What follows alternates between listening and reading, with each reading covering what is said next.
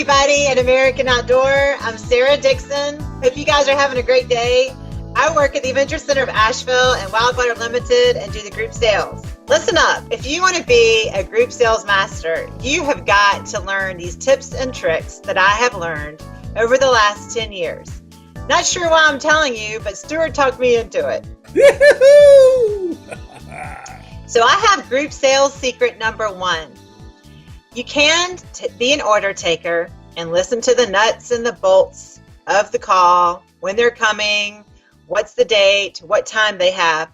But what I try to do is interrupt the person politely and then ask them, what are their goals? What is their experience? Who are they? What kind of group they are? The corporate groups have way different goals than a church group or a camp group.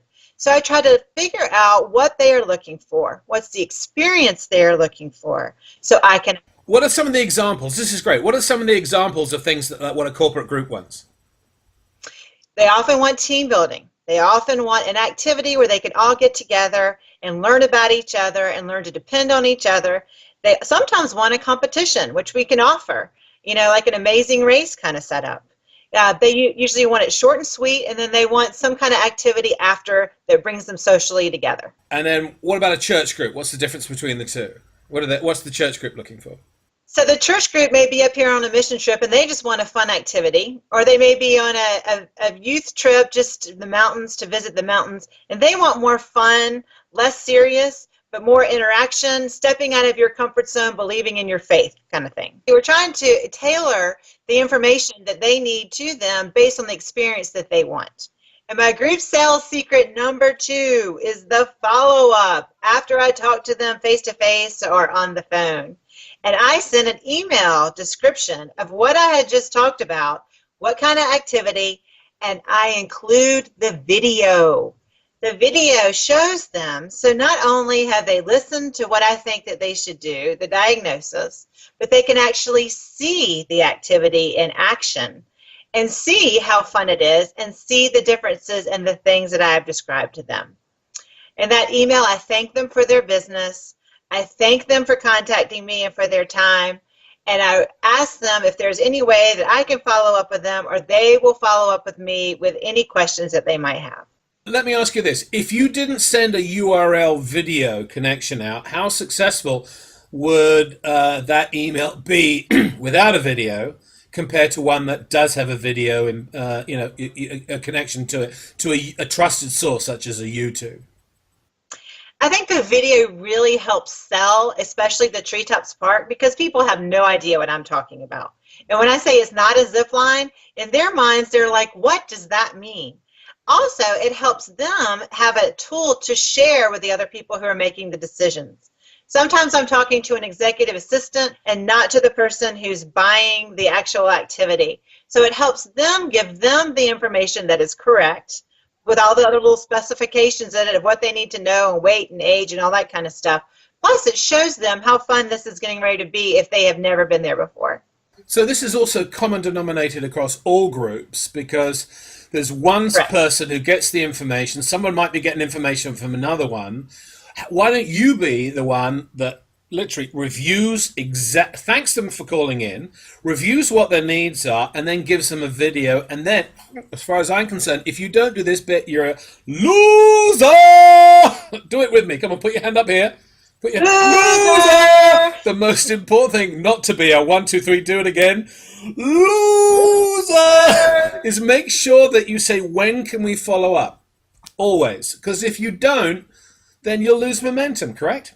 So I'm using your word diagnosis, where they call in and they're chatting about zip lines. And they have no idea all the different things that we have and the reason that we have all the different things, different activities.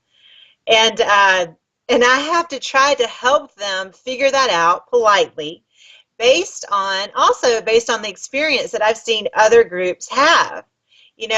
Somebody calls in and said they want a zip line, but when I talk to them for a few minutes and ask them questions, I figure out it's not the zip line that they want. They actually want a team bonding experience, which works at the Treetops Park. So what you're saying is, if a client says something, you're using your intuition, and because you're the expert, you can say, great, when you say you're looking to do this, Are you also looking to do that? And then they go, wow, don't they? And then Yes. isn't that the moment where there's a tipping point where they actually trust you? Yes?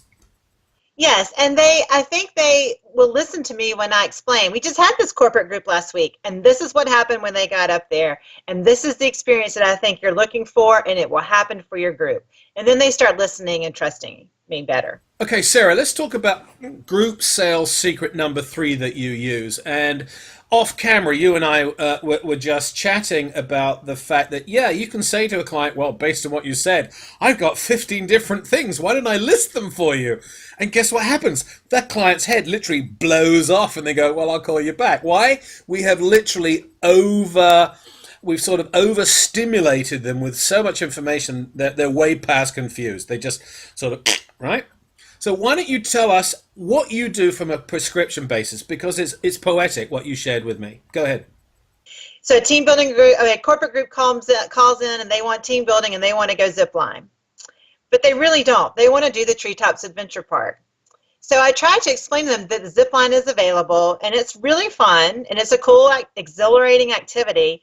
But the Treetops Park creates this unbelievable bonding activity.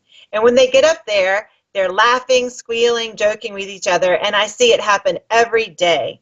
It also creates this coming out of your comfort zone activity, so it's more athletic, but then you're all up there together. It creates this team bonding activity. So because of this, what you're saying is a corporate group, when they call in, you know that they want to get something measurable and they want to have good teamwork. The challenge is when they think or assume that it's going to be a zip line, you and I both know that's sort of like an individual activity. But it's really hard to say to the client, no, sorry, you got it completely wrong.